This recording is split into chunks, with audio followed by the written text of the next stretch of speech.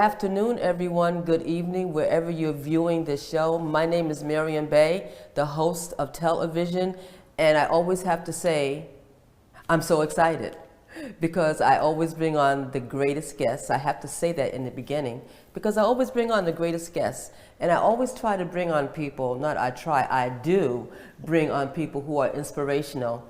And today I have Tia Ryans from F.O.R.T.E.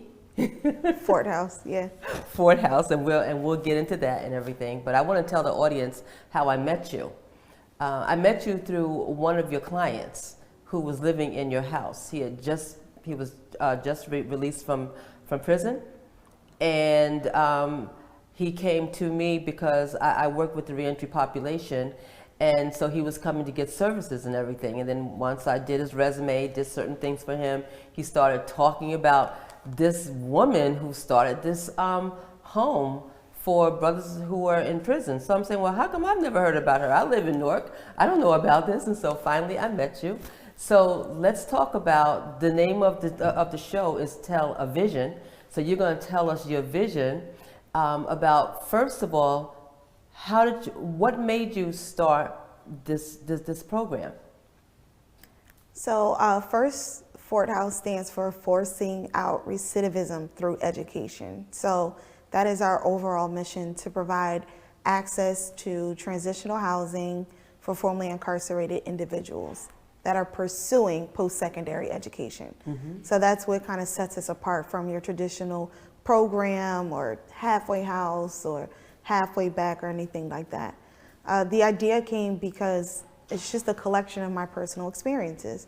So okay. I am formerly incarcerated, and when I was released, I realized that I didn't have any resources that were necessary for me to not recidivate, right. For me to be successful. I realized that community support and family support that is really needed during that critical time wasn't there for me. When I did, do what I had to do and make it higher education, that was one of the things that made me more confident as a woman, made me more confident as a person, made me more knowledgeable, made me think outside the traditional boxes. Okay. It made me network and grow my social capital. So I was like, I want this. Okay. I want this for everyone who's going through what I went through. Okay. And I just took a lot of steps in a few years, but I made it exactly what I wanted. Okay, so how long were you incarcerated? Over 10 years. Okay. Do you want to talk about what happened? No, but I was a teenager when I got incarcerated. You were a teenager, okay. I was, and okay. I was released in my 20s, so okay. My late 20s, yeah, okay. So people say I look youngest because I am. You are young. As a matter of fact, you're my granddaughter's age. Yes. Yes, okay. Yes. Okay. During our previous meeting, we did, right. Yeah. Okay, so I like what you said too, because I've experienced the same thing with formerly incarcerated people who have been incarcerated and came home, and there were no real resources available to them. As much money, you would think that as much money goes into imprisoning people and then having them to come home, that they would have real programs for them. So I'm glad that you did that, and I visited your house, and what I liked about the house was that it was so beautiful. I mean, the guys who were there, they had their own rooms, they had their own little themes and everything. It was nice and clean. You didn't have to worry about people smoking sour or getting that smell and everything in there. They prepared their own meals and stuff. And what I like about it too is that you were helping them, as we spoke earlier, to set standards, because of what they had gone through, and not just the standards, also the expectations of what it is that they need to do. And since education is the backdrop of them becoming successful with your program, and I think Rutgers University one of the universities that you use as well with this program? Absolutely. They're one of our strongest community partners. Okay. They're one of our biggest and loudest allies. Okay. And advocates. And to be honest, my entire life is kind of weaved in through Rutgers University. I got my bachelor's in political science from Rutgers University. That's where I spent, I got my academic career started. That's where I got our initial seed funding to use that as leverage to acquire additional funding from other sources. That's where I've had board meetings before we had a physical location. Rutgers NEWARK, yes, absolutely, is one of our strongest, greatest allies. Oh, great. Okay, good. So, and that's really that really is important. But what I like about it as well is when you were, well, not you, but when the gentleman that introduced me to you, he had such high respect for you and what you've done. So I think that's one of the reasons why I really wanted to meet you and to see what you were doing in the community of Newark, because this house is in Newark, and we have a person in common that we both work with, and that's Mr. Dennis Porter. Yes. Yes. Yes. So Mr. Porter has a housing program as well. Yes, I met him recently, maybe a few months ago, and he's become one of our partners because we've basically expanded our services. So it's not only that we provide housing, we also provide access to other housing. So that's part of it. So we've extended those services. So currently at our first location, we've transitioned people to his program. Okay, and that's the prodigal sons and daughters. Mm-hmm. Okay, so now, since you've experienced the incarceration piece and everything, what is your position on the importance of mental health services? So I'll tell you a really quick story. At one point during my incarceration, I was young, I was very impressionable, I was angry, I felt, the world had wronged me because I had been through so much as a child that it kind of snowballed into my adult incarceration. And I used to get in trouble a lot. So for that reason, I spent a significant amount of time in solitary confinement. Okay. And when I went to solitary confinement, they put me into a cell one time, and on the wall there was feces and blood, and it was words written like die or kill me or help me. And it's so easy for the average person to say that's disgusting. But what we fail to realize is that it's the circumstance that created that's actually disgusting. Because I can bet all the money in my bank account that when that person was home, she did not write on the walls in feces and blood, kill me.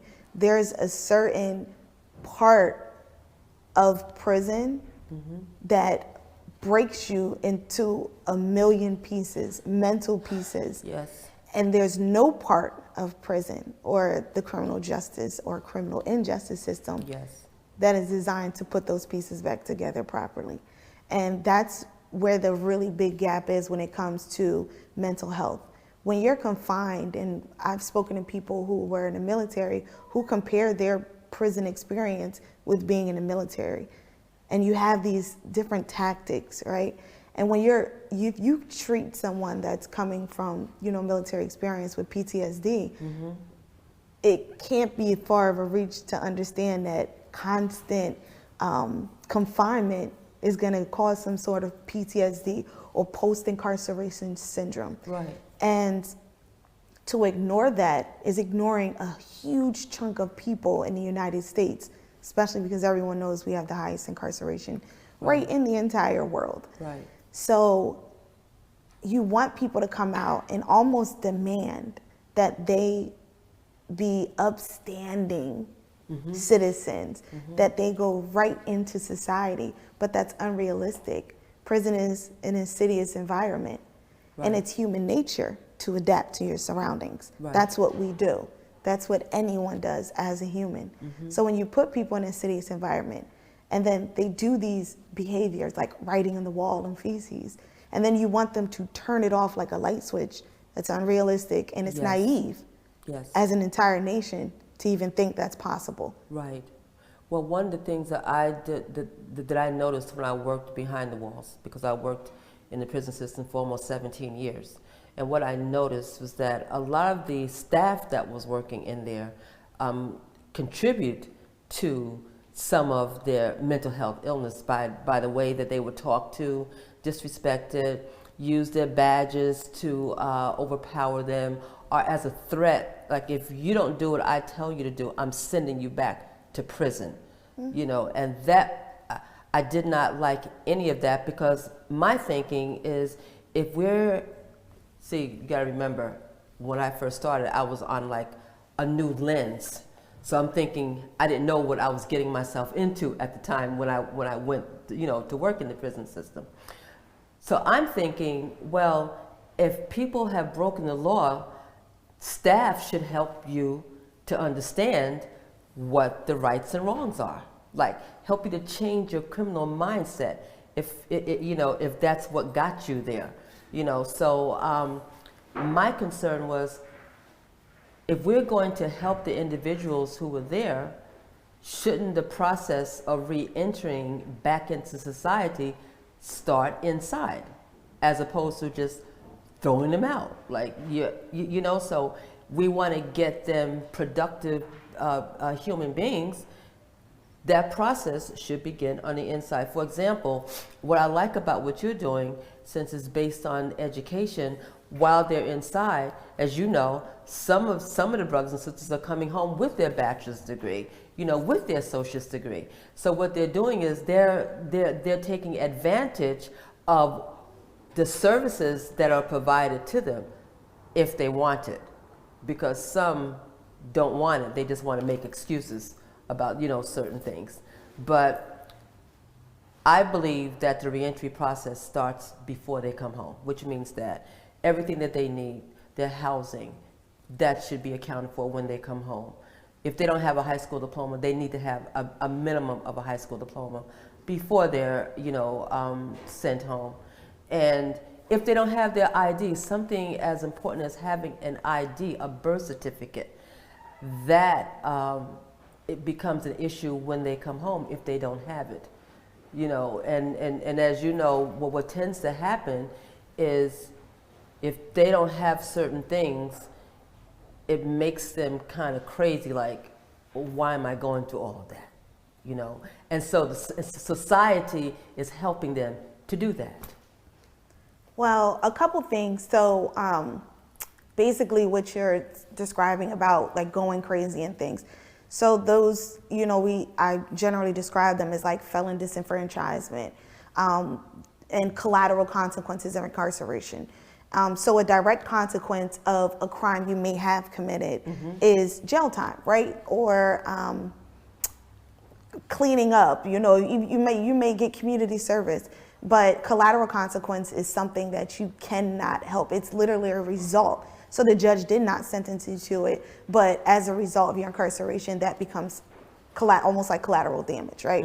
So having the difficulty finding a job, having difficulty looking for an apartment, acquiring health care, those are all collateral consequences. And honestly, I did you know, there was a study on it with, I believe, the Department of Justice, and it's 44,000 collateral consequences present as a person comes home. It could be deportation, like you didn't get sentenced to being deported. You got sentenced to serve time and make amends. Right. But then as a collateral consequence, you got deported. As a collateral consequence, you lost your license. As a collateral consequence, you got fines on top of fines, on top of late fees, on top of fines, right? But another big thing is I want to focus, highlight language. Language is really important to me, and it's important to people. And I know that you had mentioned something about helping them change like their criminal behavior. And it's not, I don't really necessarily look at it like that, because there are certain circumstances that can be seen as criminal, but to others can be seen as survival. Right.